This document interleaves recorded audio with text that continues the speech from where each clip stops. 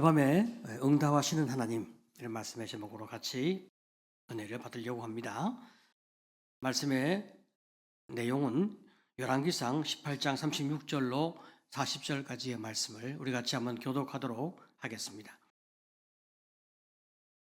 저녁 소재 드릴 때에 이르러 선지자 엘리야가 나아가서 말하되 아브라함과 이삭과 이스라엘 하나님 여호와여, 주께서 이스라엘 중에서 하나님이신 것과 내가 주의 종인 것과 내가 주의 말씀대로 이 모든 일을 행하는 것을 오늘 알게 하옵소서. 여호와여, 내게 응답하옵소서. 내게 응답하옵소서. 이 백성에게 주 여호와는 하나님이신 것과 주는 그들의 마음을 되돌이키심을 알게 하옵소서 하매, 이에 여호와의 불이 내려서 번제물과 나무와 돌과 흙을 태우고 또 도랑에 물을 핥은지라. 모든 백성이 보고 엎드려 말하되 여호와 그는 하나님이시로다. 여호와 그는 하나님이시로다 하니, 같이 봅니다. 시작. 엘리야가 그들에게 이르되 바알의 선지자를 잡되 그들 중 하나도 도망하지 못하게 하라 하매, 곧 잡은지라. 엘리야가 그들을 기손 시내로 내려다가 거기서 죽이니라. 아멘. 우리가 이제 지나온 시간까지 엘리야가 사렙다 과부와 함께 하나님의 은혜 가운데서 이제 잘 기거하다가 또 잘 생활하다가 사렙다 과부의 아들이 죽었고 그 죽은 아들로 말미암아 엘리야가 하나님의 놀라운 기적 가운데서 죽은 아들을 살려내는 놀라운 능력을 또 나타내는 이런 참 기적을 함께 우리가 확인하게 되었습니다. 이제 이스라엘 나라에 비가 오지 아니한 지 3년이 지났어요. 그 백성이 얼마나 심각한 어려움을 겪고 있는지 우리가 짐작을 할 수가 있죠. 비가 한 해만 오지 않아도 정말 우리 살기가 너무너무 어려운 것 우리가 잘 알고 있습니다. 그런데 3년이나 비가 오지 않았으니까 얼마나 참 살기 어렵겠습니까? 우리 하나님은 사랑의 하나님이시고 좋으신 하나님이신데 그 백성을 향하여 얼마나 마음이 아프시겠습니까? 하나님께서 그 백성을 향하여 긍휼이 참 너무나 크셨어. 이제 하나님이 엘리야에게 말씀을 하시는 거죠. 열왕기상 18장 1절을 보게 되어지면 많은 날이 지나고 제3년에 여호와의 말씀이 엘리야에게 임하여 이르시되 너는 가서 아합에게 보이라. 내가 비를 지면에 내리리라. 이제 하나님이 드디어 결심을 이제 하시는 거죠. 3년이라는 세월이 지나서 이제 드디어 아합 왕에게 이제 엘리야가 자기를 보여주게 됩니다. 이 아합 왕이 엘리야를 처음에 만났을 때 여러분 엘리야에게 이 아합 왕이 무슨 말을 했을까요? 18장 17절을 보게 되어지면 엘리야를 볼 때 아합이 그에게 이르되 이스라엘을 괴롭게 하는 자여 너냐. 참 여러분 우리가 말이죠. 이 말을 묵상해 보면 참 기가 막히는 말입니다. 아합은 이 기근의 원인이 엘리야 때문이라고 생각을 하고 있는 거죠. 3년 동안 비가 오지 않는 이 끔찍한 고통을 겪었지만 아합은 전혀 회개할 기미가 1%도 보이지 않습니다. 정말 이 사람은 자기의 잘못을 돌아보지 않는 사람이에요. 얼마나 강박한 사람인지. 지금 이 길고 긴 이 가뭄은 단순한 자연재해가 아닙니다. 이것은 하나님의 심판이란 말이죠. 그 백성을 향한 우상 숭배를 하는 그 백성을 향한 하나님의 심판이요 징계였습니다. 그런데 아합 왕이나 이스라엘 백성들이나 자신들의 그 우상 숭배로 인한 하나님의 심판이다. 그렇게 생각하는 사람이 없는 거죠. 아마도 이들이 말이죠. 참 우리의 죄로 인한 하나님의 심판이요 징계다. 이렇게 생각했으면 그들이 회개하고 돌이켰을 것이고 그랬다면 벌써 하나님께서 은혜를 베풀어서 비가 내리고 이 징계는 벌써 끝났을 거예요. 그런데 그 누구도 자신들의 죄를 돌아보지 않고 있단 말이죠.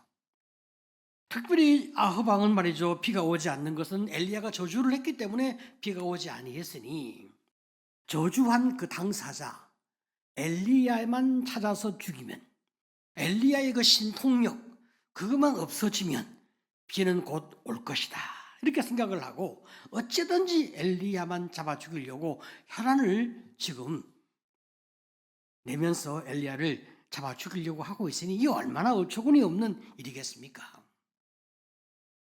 하나님께서 아합 왕과 이 이스라엘 백성들의 죄를 돌이키게 하려고 하나님이 마음 아파하시면서 참 그 백성을 향하여 징계하고 있는 이 하나님의 아픈 사랑을 이 백성이 전혀 모르고 있다, 이 말입니다.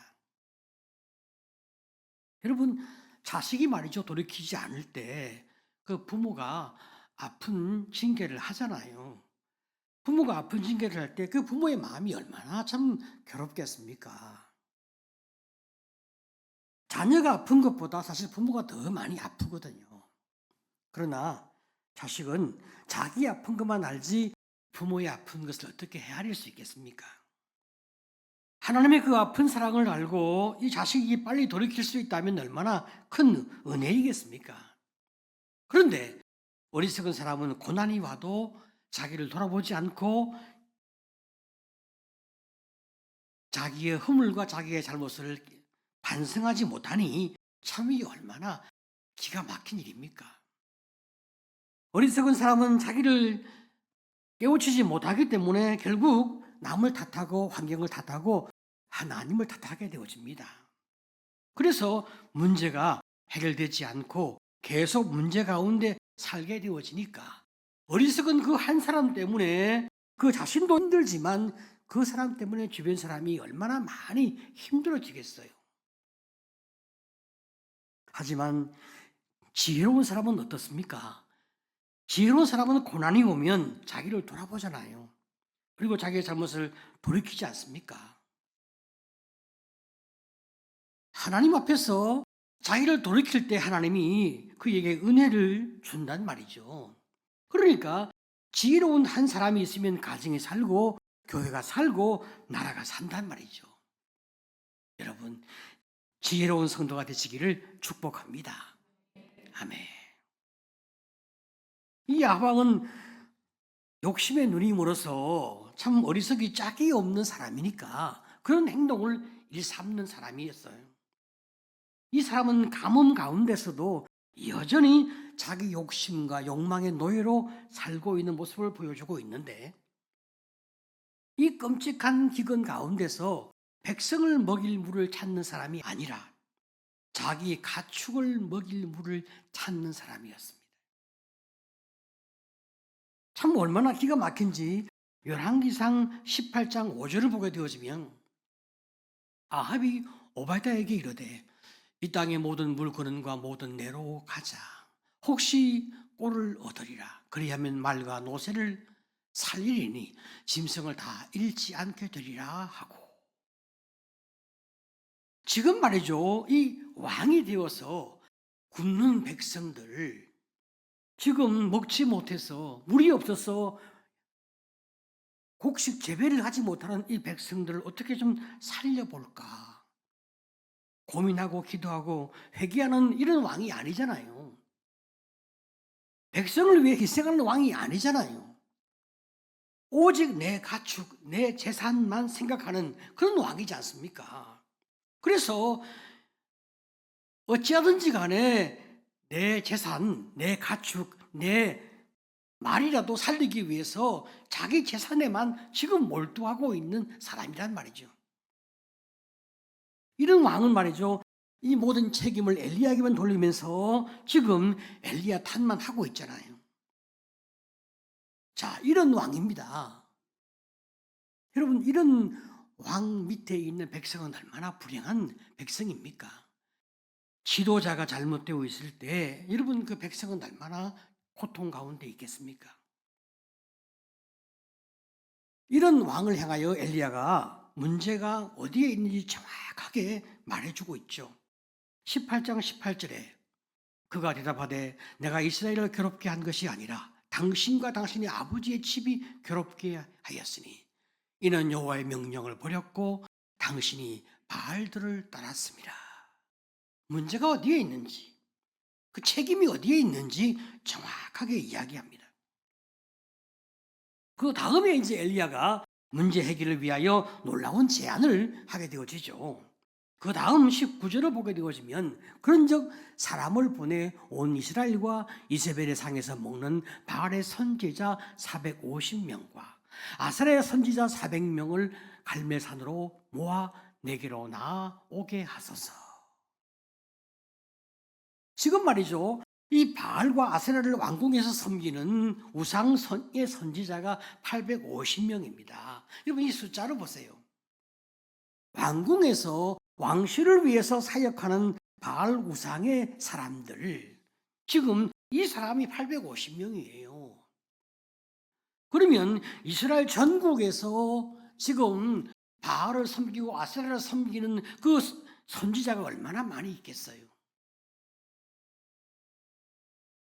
이 어마어마한 숫자가 있는 거예요. 그런데 지금 엘리야 한 사람과 영적 대결을 지금 엘리야가 제안을 하고 있는 거예요. 말이 850대 1이지. 여러분 한번 상상을 해보십시오. 일단 그 숫자에 우리가 좀 기가 질릴 수 있거든요. 그런데 이 모든 사람이 다 엘리야에 대하여 적대적이잖아요. 사람은 말이죠. 누군가 한 사람만 나를 향하여 이를 갈며 죽이려고 덤벼들어도 우리 마음에 좀 위축을 받게 됐거든요. 그런데 지금 적이 850명입니다. 이 850명만 적입니까? 백성이 다 바알 편이에요. 이스라엘 백성이 다 바알 편입니다.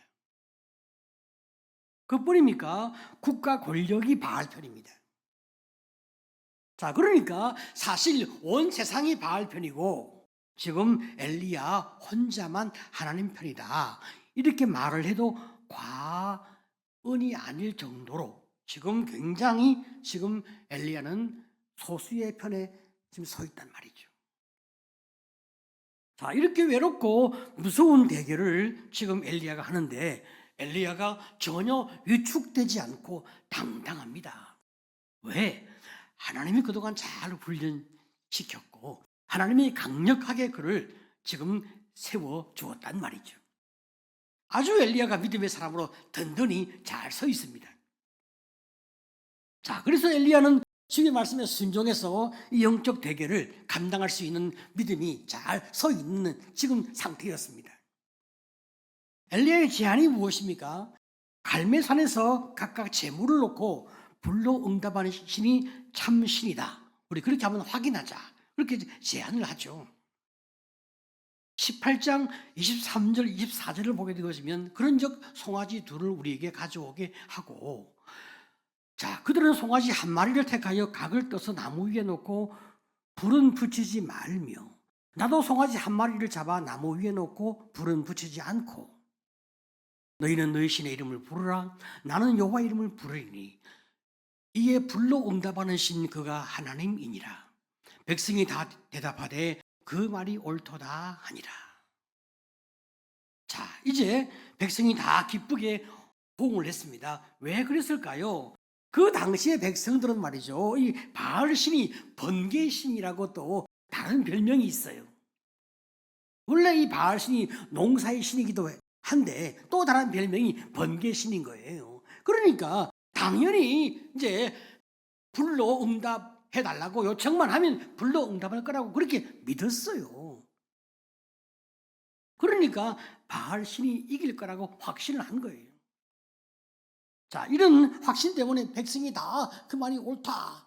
이제 조만간 바알 신이 확실하게 이길 거다. 그렇게 생각하고 백성이 다 일제히 옳다.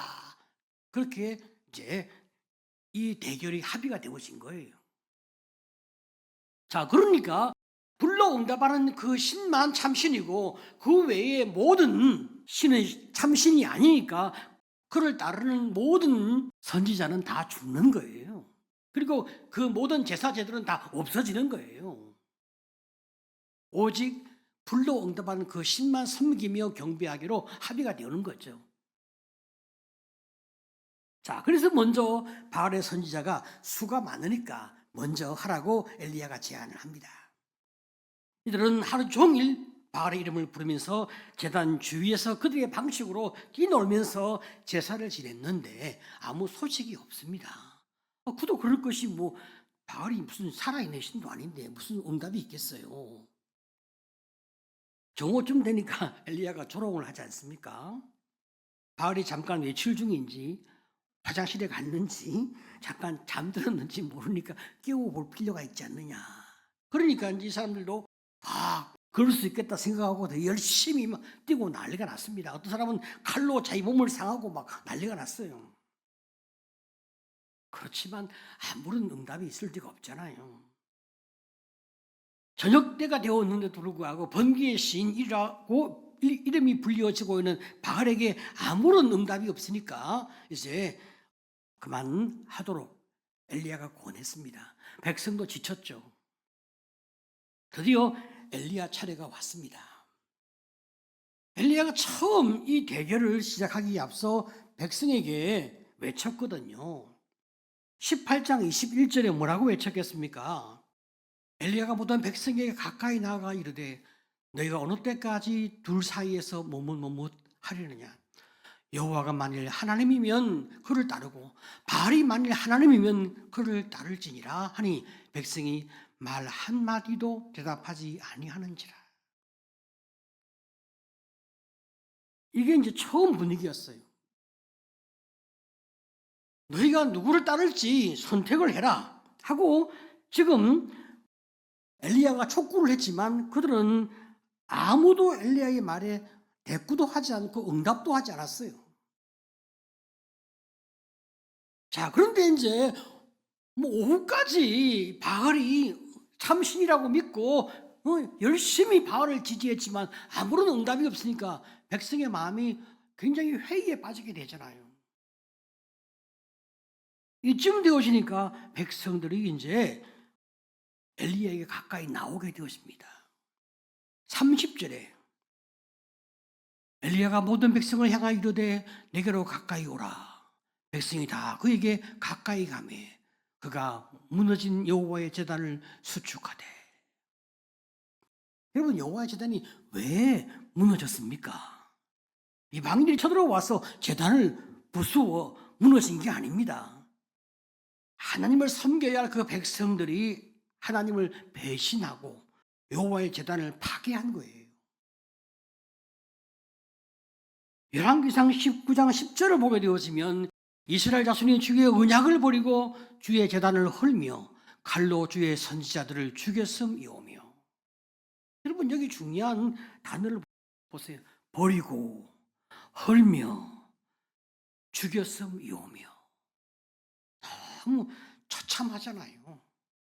하나님의 사랑에 대하여, 하나님의 그 은혜에 대하여, 하나님의 창조적인 어떤 그런 축복에 대하여 이들이 어떤 응답을 했는가? 하나님을 버리고 그 제단을 헐고 하나님의 사람을 다 죽였습니다. 그런데 이런 죄를 지었는데 하나님이 어떻게 그들을 용서하고 은혜를 주고 그들을 다시 품으려고 하고 있는 거예요. 그 많고 많은 죄, 그 처참하고 처절한 그 죄에 대하여 하나님이 다시 그들을 용서하고 품으려 하는 하나님의 그 끝없는 사랑에 대하여 어떤 반응을 보여야 할까? 여러분, 영적 회복은 어떻게 시작되어집니까? 영적 회복은 회개에서부터 시작되어지는 거예요. 내 마음과 행동 속에 숨어있는 죄를 찾아내어서 회개하고 돌이키면서 그 죄에서 떠나서 하나님께로 내가 나가는 거죠. 지금 엘리야는 말이죠, 이스라엘의 회복을 열망하는 마음으로 다시 무너진 제단을 다시 쌓습니다. 18장 31절에 야곱의 아들들의 지파의 수요를 따라 엘리야가 돌 12개를 취하니 이 야곱은 옛적에 여호와의 말씀이 임하여 이르시기를 내 이름을 이스라엘이라 하리라 하신 자더라. 12지파의 그 우두머리, 그죠? 바로 야곱, 다른 말로 말하면 이스라엘. 그 아들들이 12아들들이잖아요. 그 12지파. 그 12지파를 생각하며 12돌을 쌓는 거예요. 그런데 그 12지파가 주님께 범죄함으로 말미암아 이제 남북으로 쪼개어진 거잖아요. 그 무너진 공동체가 주의 백성으로 다시 회복되어지기를 소원하는 마음으로 12돌을 다시 세우는 거예요. 그러면서 이제 그 나라가, 그 백성들이 하나님 앞에서 회개하고 돌아와서 하나님 앞에 은혜를 입기를 바라는 마음으로 지금 다시 돌을 세우는 거예요. 그리고 그 제단에 물을 붓습니다. 아니, 지금 여러분, 물이 얼마나 귀합니까? 그런데 그 생명 같은 물을 지금 고랑을 파서 말이죠. 그 고랑에 물을 가득 차도록 3번이나 물을 붓는 거예요. 그러니까 제단에 물이 흠뻑 쌓이고 제단 주변에 그 고랑에 물이 가득 이제 흐르는 거예요. 백성들은 가슴 졸이면서 이 광경을, 엘리야의 그 행동을 지켜보고 있습니다. 도대체 저 사람이 지금 어떻게 하려고 지금 저러나? 엘리야는 하나님의 전능하심을 아니까 그 마음에 여유가 가득합니다. 아니, 조금 전에 말이죠.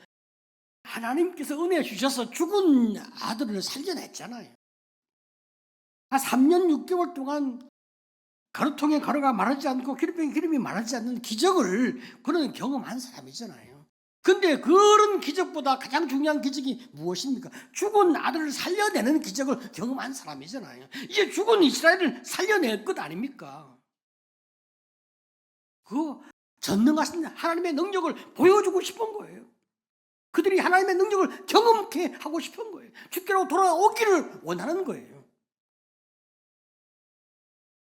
그까짓 것, 그 작은 짐승 하나 태우는 그 정도에서 그들이 하나님을 경험하기를 원하는 것이 아니라 여호와의 강력한 불이 물을 핥아버리는, 강력한 여호와의 불이 어떻게 임하는지 그들이 하나님을 경험하기를 원하는 그 뜨거운 마음으로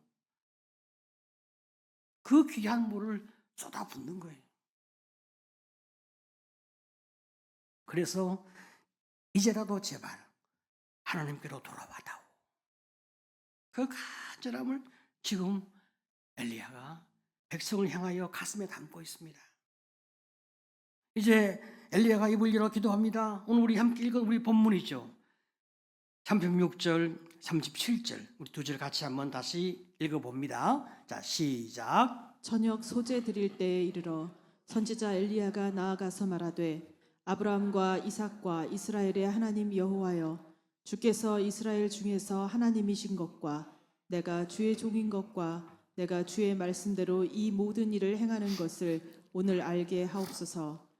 여호와여, 내게 응답하옵소서. 내게 응답하옵소서. 이 백성에게 주 여호와는 하나님이신 것과 주는 그들의 마음을 되돌이키심을 알게 하옵소서 하매. 이 두 절 가운데 핵심은 37절이죠, 그죠? 이 백성에게 주 여호와는 하나님이신 것을 알게 해 주옵소서. 내가 하나님의 종인 것을 주님 보여주시옵소서. 그 증거로 불을 내려 재물을 태워주시옵소서. 이 엘리야의 기도가 하나님 마음에 딱 합당한 그런 기도였습니다. 하나님 앞에서 엘리야가 기도를 하는 순간 하나님이 더 이상 지체하지 아니하시죠.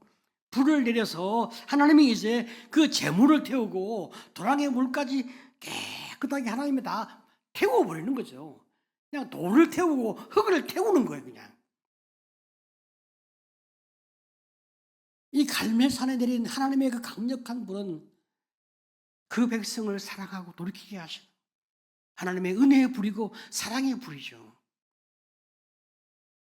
제단 위에 강력한 불이 임하고 그 재물을 태우고 흙을 태우고 돌을 태워서 그 물을 다 태우는 강력한 하나님의 불을 본 그 갈멜산의 백성들은 말이죠, 자기도 모르게 뭐라고 외칩니까? 18장 39절에 모든 백성이 보고 엎드려 말하되 여호와 그는 하나님이시로다. 여호와 그는 하나님이시로다. 그냥 자기도 모르게 탄성을 지르는 거예요. 여호와 그는 하나님이시로다. 하나님이 얼마나 듣고 싶은 말씀이었어요. 하나님이 얼마나 듣고 싶은 고백이었겠어요.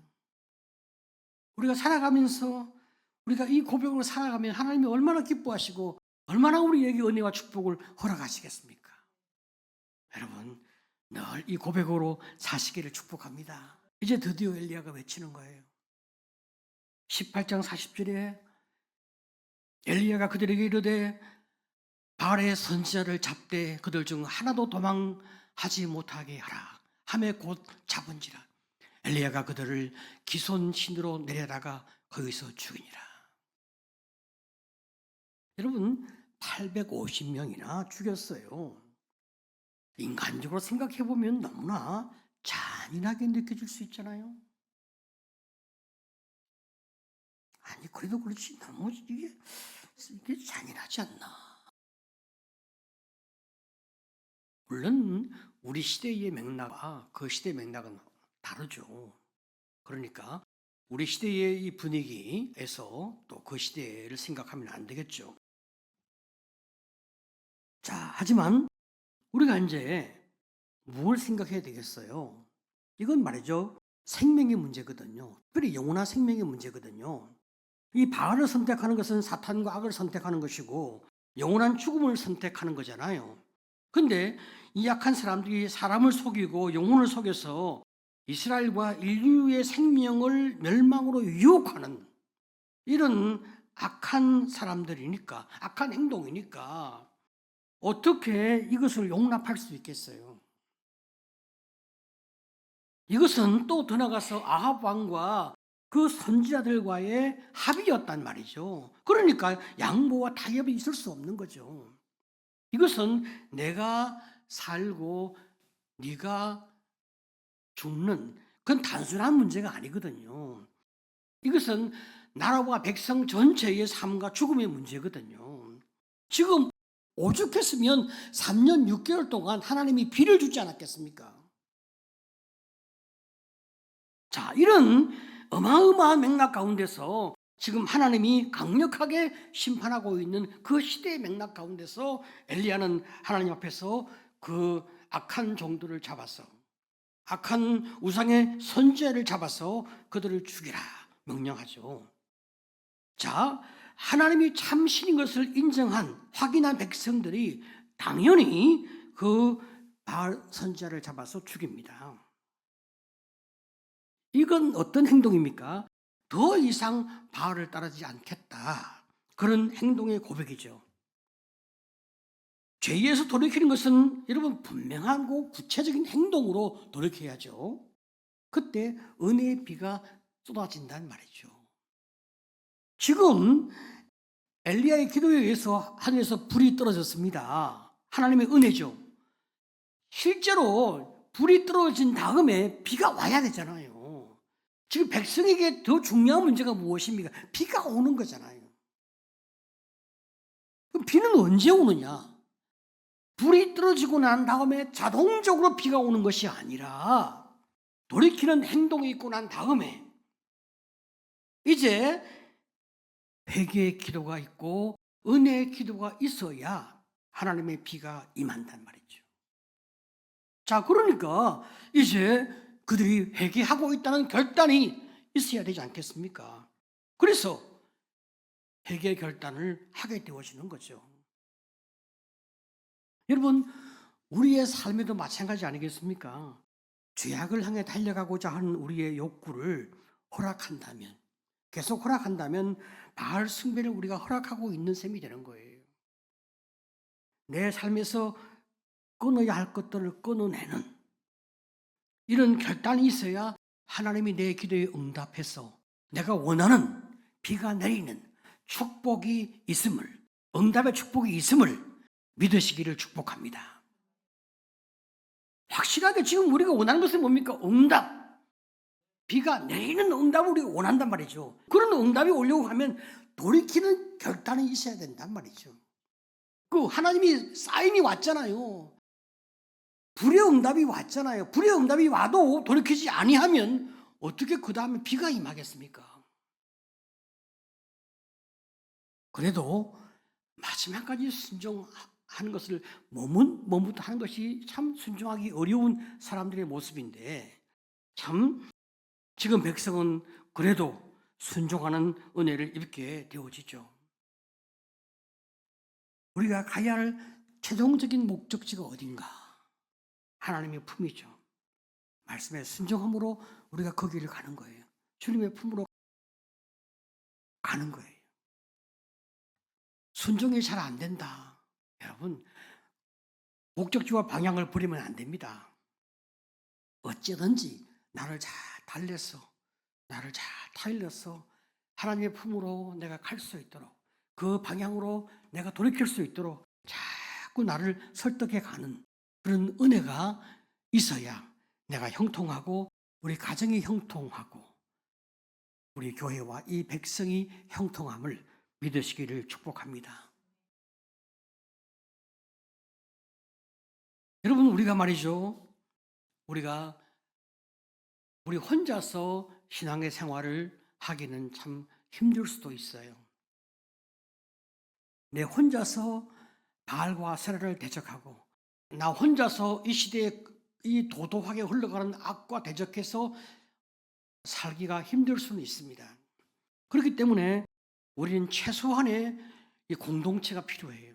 그게 가정 공동체고 우리 교회 공동체거든요. 함께하는 분위기가 있어야, 함께하는 믿음의 형제가 있어야, 우리가 연합하는 어떤 형제들이 있어야 우리가 바알과 아세라 선지를 죽이는 것이 그게 가능해져요. 여러분, 엘리야 혼자서 850명 어떻게 죽이겠습니까? 못 죽입니다. 그러니까 백성과 함께 죽이지 않습니까? 백성과 함께 죽이기 위해서 먼저 영적 분위기를 엘리야가 만들지 않습니까? 우리가 말이죠, 제일 중요한 게 뭡니까? 공동체 분위기를 만드는 거예요. 나 혼자서 안 되니까 가정의 분위기가, 영적인 분위기가 되도록 우리가 만들어야 되는 거예요. 우리 가정의 분위기, 목장의 분위기, 교회 분위기가 하나님을 바라보고 함께 믿음으로 사는 결단의 분위기가 필요한 거예요. 여러분, 이 분위기를 만드는 것이 너무 중요합니다. 이게 쉽게 되는 것이 아니거든요. 그래서 우리의 이 신앙의 이 성공은 우리 교회나 우리 가정이나 우리 목장이 이런 영적인 분위기, 인격적 분위기에 함께 아멘 할 수 있는가? 그렇다면 우리는 이제 성공이 되는 거예요. 아멘. 여러분, 지금 말이죠, 엘리야가 지금 그 백성들과 갈멜산에서 한 게 뭡니까? 영적 분위기를 만들어내는, 그 백성이 하나님께로 돌아오는 영적 분위기를 만들어내는 결단을 한 거거든요. 은혜의 비가 내릴 수 있도록 그 백성이 여호와께 돌아올 수 있는 분위기를 만들어내는 것, 하나님이 참 신인 것을 그 백성이 함께 알고 민족적으로 주님께 돌아오는 분위기를 만들어내는 것, 그 운동을 한 거예요.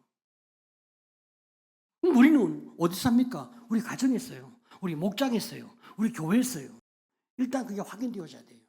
같이 목장에서 말씀을 나누는데 저 형제가, 저 자매가 지금 이상한 말을 한다, 분위기가 이상하다, 그럴 때 그 마음을 위로하면서 그건 아니고 이렇게 말을 해야 될 것 같고, 위로하면서 이렇게 우리가 말씀을 하고 우리 분위기가 이쪽으로 가야 될 것 같습니다. 그래야 주님이 기뻐하고 자매님, 형제님을 또 위로할 것 같습니다. 우리가 뭔가 사랑하고 세워주고 함께하는, 그게 영적이면서 인격적인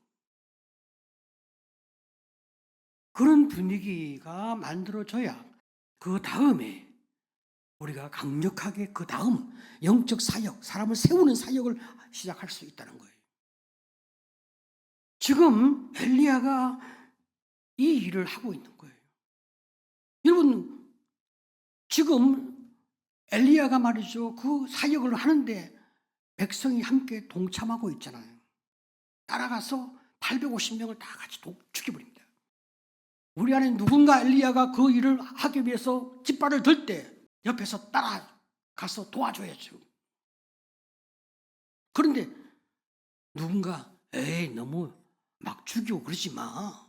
몇 사람을 도와주는 것처럼 마치 의를 행하는 것처럼 그게 아니거든요. 우리가 돕지 아니하면 하나님의 교회가 세워지지 않고, 우리가 돕지 아니하면 자식을 세울 수가 없고, 우리가 돕지 아니하면 가정이 세워지지 않고, 우리가 돕지 아니하면 목장이 안 서고, 우리가 돕지 아니하면 교회가 안 선단 말이죠. 믿음의 분위기를 만들어내는, 믿음의 가정을 세우는, 믿음의 목장을 세우는, 믿음의 교회를 세우는 아름다운 성도가 되시기를 간절히 축복합니다. 그때 하나님이 우리를 축복하는 거예요. 은혜의 비 받을 준비가 됐구나. 축복을 받을 준비가 되었구나. 하나님이 은혜를 부어주시는 거예요. 여러분, 우리 주님이 가신 그 길, 축복의 길, 그 길은 반드시 처음에는 고난에 있습니다. 고난은 우리를 버리는, 우리가 돌이키는 그런 은혜의 길인 거예요. 하나님, 내가 돌이켜야 할 것이 있거나, 내가 버려야 할 것이 있거나, 내가 결단해야 할 것이 있다면 내가 잘 결단하고 버리고 돌이킬 수 있도록 은혜를 주시옵소서.